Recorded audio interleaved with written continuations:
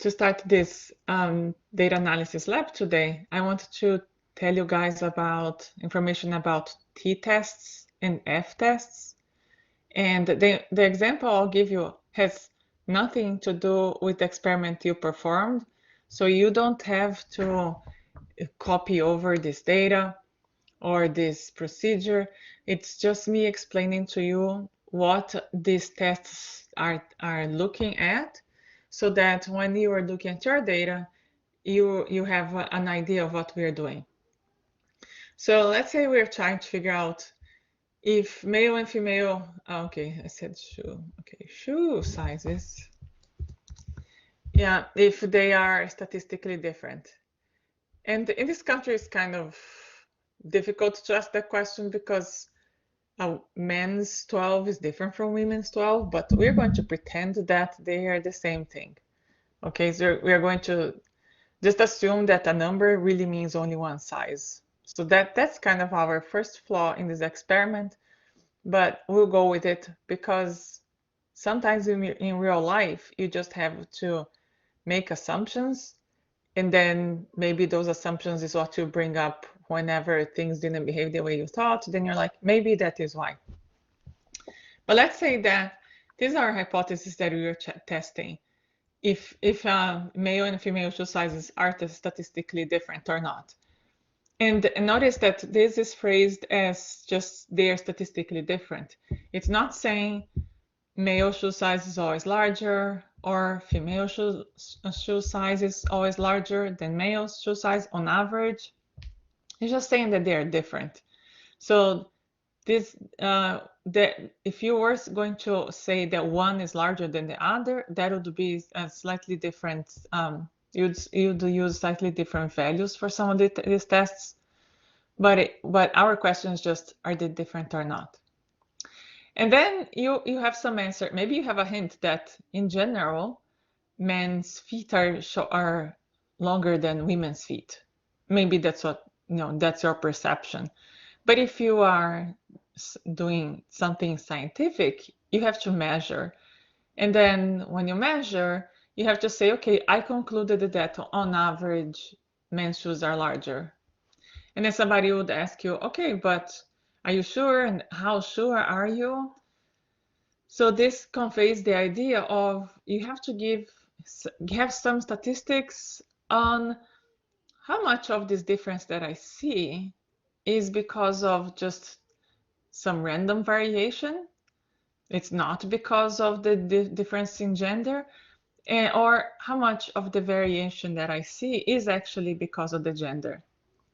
So let's get your shoe size, guy. So I'm going to say female here, male, and I don't even know how many females we have and males in the class. All right, so some girls tell me your shoe size, and I'll tell you mine, so that if your shoe size is weird, it's okay. You won't feel as bad once you see mine.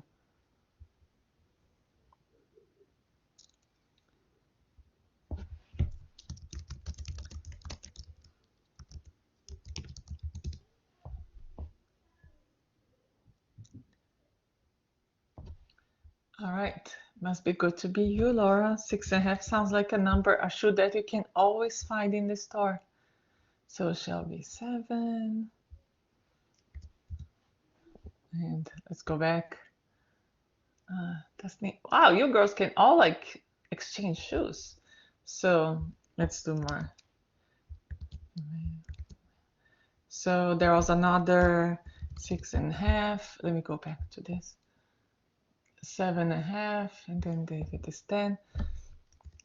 And statistically, this is not a very good test today, just because you only have one male. I'm going to put here my husband's shoe size, just so that there's another male, because we need at least one more replicate. Okay, he wears 13, and you're like, oh my God, his feet are huge. And then here I'm going to put mine. So I wear 12. Well, in men's 12, maybe women's. Actually, let me put 13 just to shock you even further. Like, oh my goodness. So, well, you could speculate that we're tall, and then you would be right. But I do have freakishly large feet. So the point of this exercise here is to show to you that there's all sorts of sizes and that my feet are huge. And that's okay, because if you look overall, it's like, whoa, this must be an outlier. And maybe she typed wrong. Maybe she meant toddler 13. No, I really mean like women 13. In any case, if these were the data you're collecting, then you would have to go back and make sure that this measurement is right. If I had entered here 43, then you'd know it's wrong, right? Because they're like, okay, there is no shoe size is 43. And okay, I'm 43 Brazilian shoe size.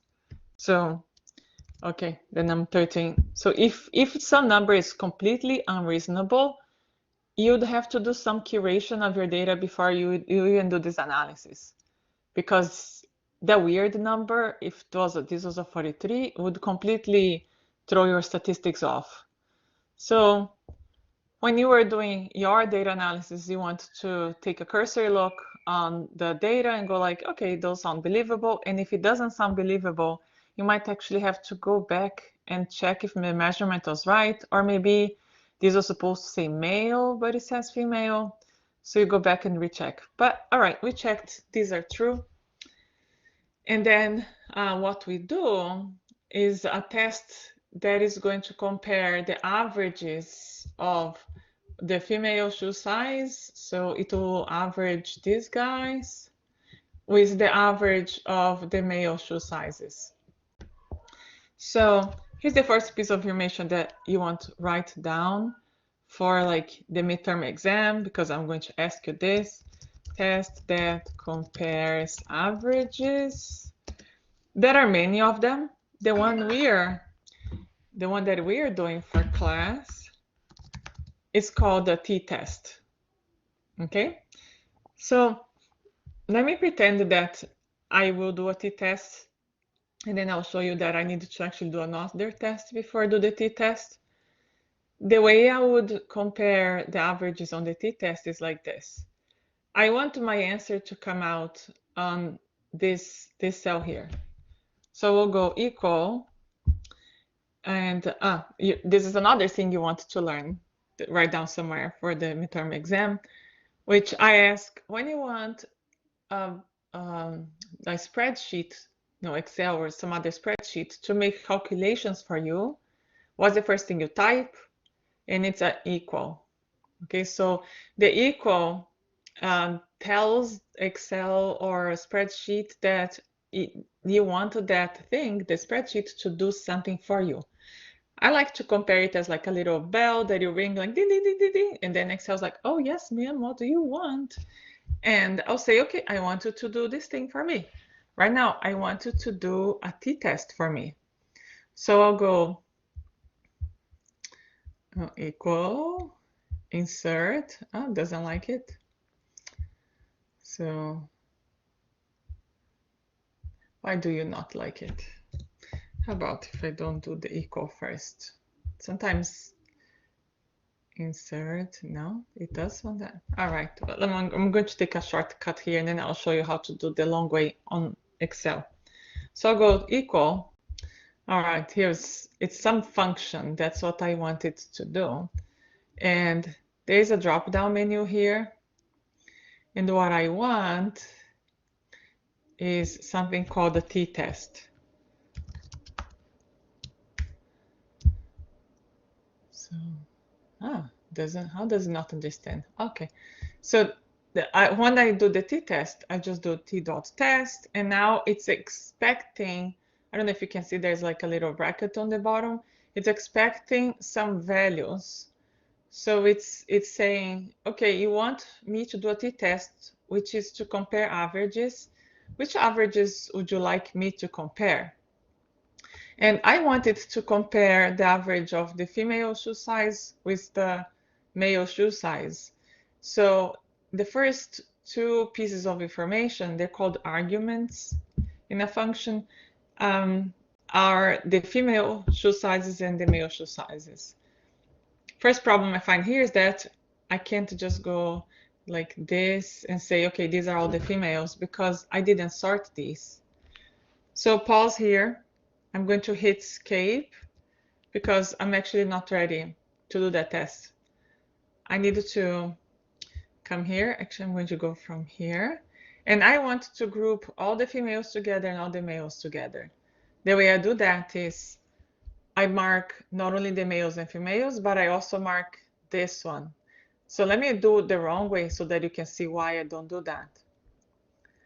So I marked that, and if I go data and I go, maybe I can do like this, sort range.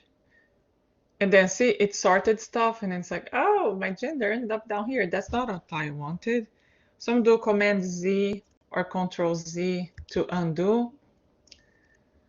So the right way would be, or the almost right way, but not quite yet, it would be data, sort range. And now I check this thing because my first row, I don't want that to be sorted in the middle. I don't want the word gender to end up in the middle of my column.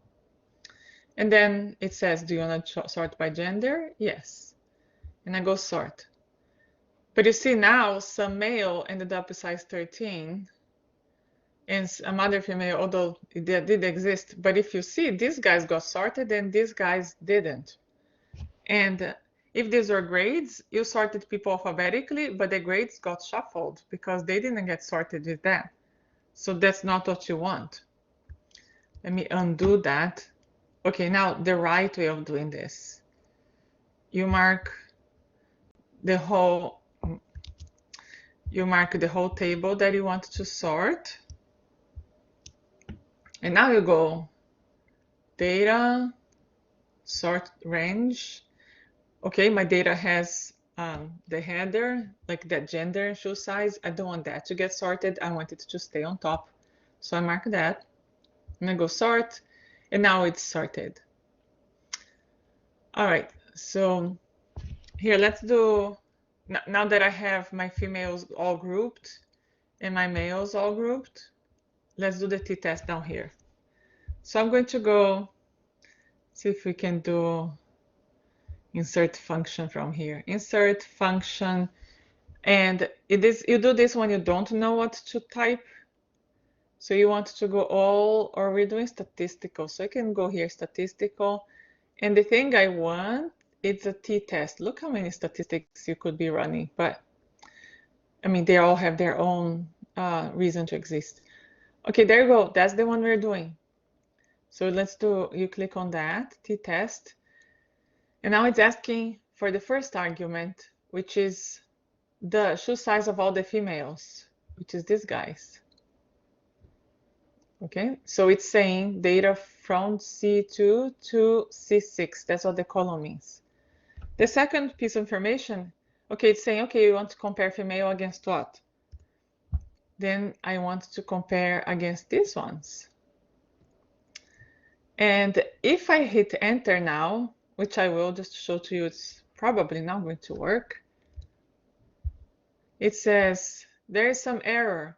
See how it says expected 4 arguments, but you only entered 2 arguments? The arguments are entered were the data for the female, the data for the male, but it wanted 2 more pieces of information, which I haven't entered. So let's fix that. Okay, comma. This third argument, let's see, I can like hover over and it says learn more about the range selection. No, not the one. Okay, let me tell you that this one doesn't. In Excel, it will tell you that the third argument it wants is the number of tails. I don't know why Google Sheets doesn't tell you. Maybe here on the, here you go. Okay, so range one is the data, the first group of data. Range 2 is the other data that you're comparing against. Tails is specifying the number of distribution tails. We're going to assume there are 2, just to make this more straightforward. And then, so let me enter that 2 there. 2, comma. The last one, type, specifies the type of t-test. So in here, it's not explaining, but in Excel it does. And you're like, but I don't know what type means. So you click here on Learn More, and it will tell you, okay, what it's doing. If you're doing 1-tail distribution or a 2-tail distribution, we are doing something that statistically is not awesome. We're just going to assume a normal distribution, so it would be 2 tails. And then here, type. We're not going to assume, we actually have to run another test. So here on the right, you'll see, you type number 1 if the test you're running is a paired test. You type number 2 if there is equal variance between the range 1, so the shoe size of the women, and the variance of the range 2, which is the size of the men. So if the amount of variation within this group and the amount of variation within this group is very similar, then you'd say it's equal variance. So you type 2. But if it is unequal, then you type 3. So right now, you don't know. You don't know if it is equal variance or unequal variance. You do know that it's not a paired test. So a paired test would be, you took both measurements that you're comparing, you took it from the same subject. So like it could be the first group, you know, that range 1. The first group is people with headache before they took medicine. And then the second group is after they took the medicine. But you take data, you know, the data for here and the data from here were from the same people. So that's why it's called paired, because each data point in one group has a corresponding data point on the second group. That's not what we did. And in this case, you can't measure shoe size of a man and a woman at the same time. Anyway, so it's not a paired test. So we are left with, for the fourth argument, so remember that these guys are called arguments. The first one argument was shoe size for women. Second argument were the shoe sizes for men. The third argument, we entered 2 tails. And the last argument is the type, which we need to figure out. Is it equal variance or unequal variance? And right now, we don't know. So all that I did here was in vain, but it was mostly to show to you. So this last one, I don't know, and it's going to complain. It says, the last thing you did is wrong. So what I need to do is some other test to see is it equal variance or unequal. So we needed to do a test that compares variances. And then that's the other piece of information you want to write down for yourself. The test that we are going to use to compare variances is called an F test. And it's a little shorter than the t-test, because all it asks for are these guys and these guys. What it is looking at is how much variation was there in this group. So the range was 10 to 13. How much variation was there in this group? So it went from 6.5 to 13. So like, wow, this is doubled, right? So there was more variation here than here. So there was no doubling here. So what the F-test is doing is figuring out, is there a lot more variation here than here? Or it's asking, is there a lot of variation here and a lot of variation here? In which case they would be equal variance. Is there very little variation here and very little variation here? That would also be equal variance. But if one has more variation than the other, or this one has more variation than this, then it will be unequal variance. So I'm going to show you the numbers. I'm going to tell you what they mean, and then I'll explain to you graphically what those things mean, and then we'll take a break. So here's the F-test would be to compare those variances, right? So you're gonna go, you either type equal F-test, but if I don't know the name of the function, then I would go insert,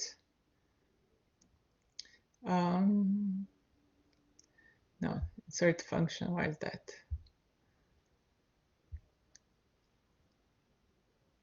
Yeah, there. I know I keep missing it. So insert function, statistical, then I'm looking for F-test.